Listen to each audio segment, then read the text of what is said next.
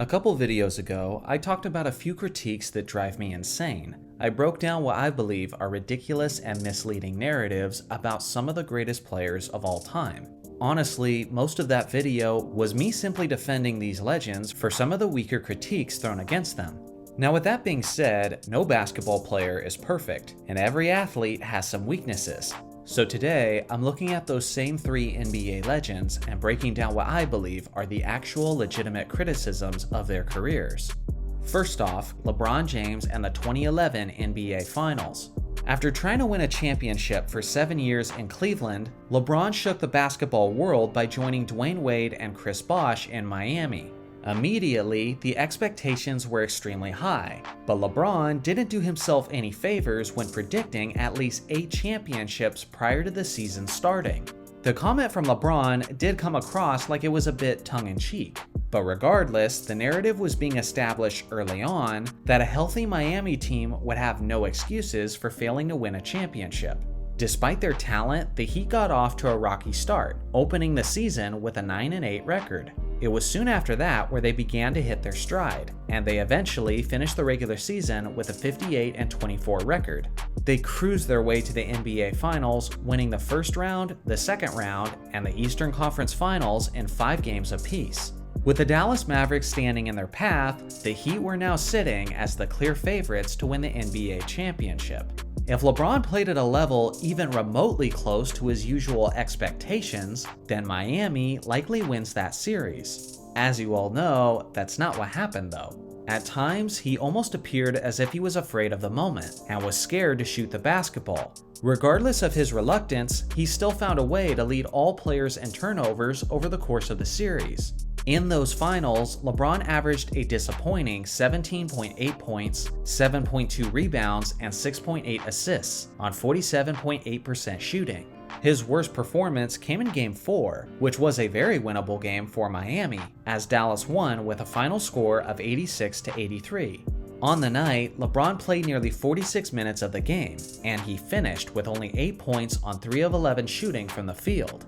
At the time I'm currently making this video, LeBron is on a streak of 1,151 regular season games with at least 10 points, which is easily the longest streak in NBA history. This streak began well before the 2011 NBA Finals. The fact that LeBron is actively on such a remarkable streak makes it even more mind-blowing that he managed to score only 8 points in an NBA Finals game where they could have easily taken a 3-1 lead in the series. No matter how long James plays, regardless of his impressive stats, and regardless of what he accomplishes before he retires, this ugly moment of his career will always be a part of his legacy. Today's video is brought to you by Athletic Greens. Basketball has basically always been a part of my life, and I plan on playing the game for as long as I live. So with that being said, it's important that I take care of my body and consume things that are going to help me live that active lifestyle. That's why I drink Athletic Greens. AG1 is the go-to drink. It's an all-in-one foundational nutrition packed with 75 vitamins, minerals, whole food source superfoods, probiotics, and adaptogens. Everything you need and nothing you don't. It's a great way to start your day as this drink completely energizes you for what's ahead. Along with supporting your athletic performance, it's also great for your gut and for your immune system, as AG1 has dairy-free probiotics that protect your gut, while its essential vitamins, minerals, and functional mushrooms support your overall immune health. All it takes is 8 ounces of water and 1 scoop once a day, every day, and you'll be feeling energized while supporting your long-term health by giving your body many of the things that it needs. Click my link in the pinned comment and use my promo code JohnnyArnett to get a 1-year supply of immune-supporting vitamin D3K2 and 5 travel packs free with your first purchase. You can't put a price tag on your own health. Again, click the link to get started, and don't forget my promo code JohnnyArnett. Kobe Bryant and the 2004 NBA Finals. As someone who closely followed the career of the Mamba, I'm actually quite surprised by how rarely he's criticized for this series, as I believe it's the biggest stain on his basketball career. I'm not mincing words when I say that Kobe Bryant was the biggest reason the Lakers lost this series, other than the simple fact that Detroit was a really great team. Before I get into what Kobe did that sabotaged his own team's chances, let me first provide a little bit of context. The Lakers began the 2003 to 2004 season with their major acquisitions of Karl Malone and Gary Payton. Although both of these stars were in the twilight of their careers, they were still performing at an all-star level when the Lakers signed them. With now 4 stars in Los Angeles' starting lineup, many people were predicting these Lakers to challenge the Bulls' 72-10 record. It was also understood amongst the team that in order to be successful, sacrifices would have to be made, as these stars would have to share the basketball with one another. With that being said, the season ended up being much rockier than originally expected. Throughout the regular season, the beef between Kobe and Shaq had reached an all-time high of toxicity, as both players began taking subtle jabs at one another through media interviews. On top of that, each player's ego was being challenged consistently by one another, as both players strongly desired to be known as the leader of the Lakers. Through all of the drama and the chemistry issues, the Lakers still managed to finish the regular season with a solid 56-26 record. Yet considering their preseason expectations, that record almost felt like a disappointment. The Lakers fought and clawed their way to the NBA Finals, where the defensively dominant Detroit Pistons were waiting, but at that point, the Lakers were still considered the favorites in the matchup. Now understand, at this time in history, most people in the basketball community still saw Shaq as the engine that drove the Lakers. One of the major reasons for this was the fact that Shaq had won the Finals MVP in all 3 of their title runs, while Kobe simply observed during the ceremony. Given their massive ego battle, Kobe presumably wanted his own Finals MVP. If he was going to assert himself as the man in Los Angeles over O'Neal, then Kobe was likely going to need to win the Finals MVP to sway the narrative in his favor. So when Game 1 started in Los Angeles, Kobe immediately started playing as if all he cared about was the Finals MVP. As a close spectator of that series, I can testify to the fact that the Mamba wasn't playing within the flow of the team's offense, and was forcing up shot after shot. You don't have to take my word for it, take the word of one of Kobe's former teammates. At the time, the Lakers' backup shooting guard was a young player named Kareem Rush. In May of the year 2020, Rush said in an interview that Kobe, quote, selfishly wanted the MVP. He was really itching to get that MVP, and we got caught off guard by a better team. Game 1 was all the heads up you need on how this series was going to play out. Kobe took 27 shots in the first game and only converted 37% of them, while Shaq made 13 of his far fewer 16 field goal attempts, which is 81.3% from the field. On the series as a whole, Kobe took 29 more shots than Shaquille O'Neal, despite the fact that the Mamba was only shooting 38.1%, while Shaq was making 63.1% of his shots. To me, this is the worst criticism of Kobe's career, and a completely justified one at that, as he put his own selfish desires ahead of what was best for the team. And instead of changing course when it clearly wasn't working, Kobe just kept forcing it up throughout the entirety of the series. If it wasn't for his immaturity in this series, who knows? Maybe he would have retired with 6 rings on his fingers instead of 5. Next up, Michael Jordan and the 1995 playoffs. The thing that bothers me the most about this semifinal series is the fact that the biggest Jordan stans pretend that it never happened. Yes, Michael Jordan went 6-0 in the NBA Finals, but it's not like he never lost after he started winning championships in 1991. Once again, let me provide some context. The Chicago Bulls had won 3 straight championships from 1991 to 1993, and after the tragic passing of his father that offseason, Jordan felt inspired to leave the game of basketball and begin his career as a baseball player.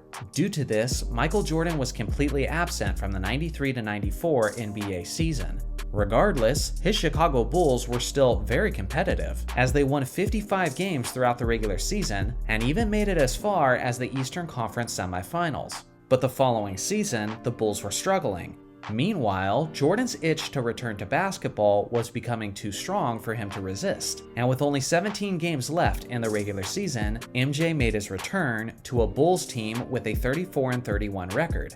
Jordan's first game back was rough, as they lost to the Indiana Pacers while Jordan shot 7 of 28 from the field. He wouldn't appear rusty for very long though. In his 5th game back, Jordan dropped 55 points on the New York Knicks while shooting 56.8% from the field. Instantly, people were believing that the Bulls were championship contenders once again. After getting past the first round of the playoffs, they were matched up against the first-seeded Orlando Magic, who were bolstering a three-headed monster of Shaquille O'Neal, Penny Hardaway, and Jordan's former teammate Horace Grant.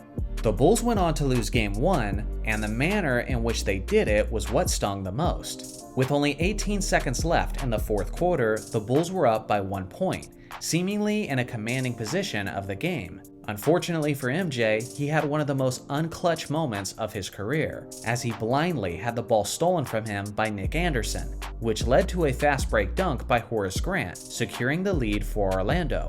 With a chance to redeem himself with late game heroics, Michael Jordan turned the ball over yet again with a bad pass intended for Scottie Pippen.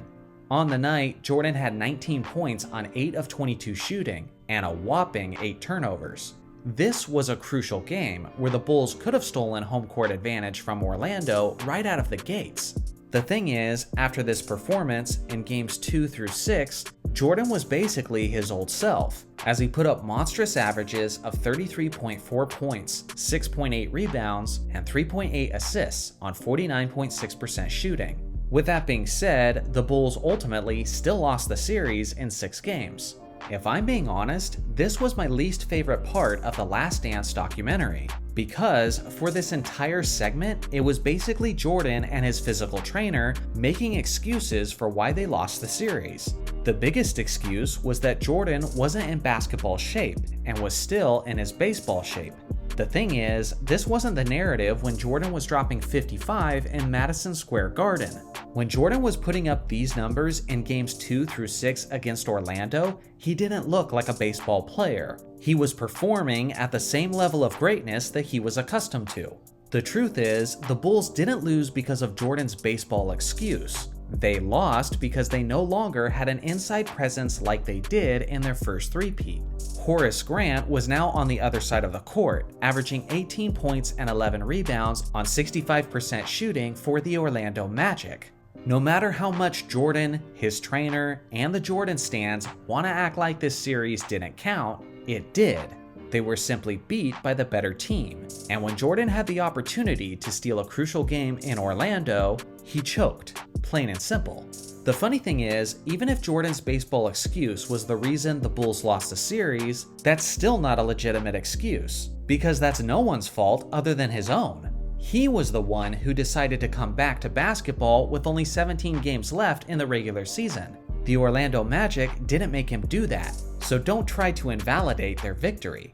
And just like how Jordan ignored the fact that Horace Grant was the real reason they lost in '95, The Last Dance doc also failed to mention that Horace Grant got injured in Game 1 of the 1996 series, where the Bulls executed their revenge. At that moment, Grant was lost for the rest of the series. Now don't get me wrong, I still think a 72-10 Bulls would have beat a 64-win Orlando Magic team, even with a healthy Horace Grant. But at the very least, if you're going to go on about your excuses for your loss in 1995, then don't ignore the excuses of the other team in '96.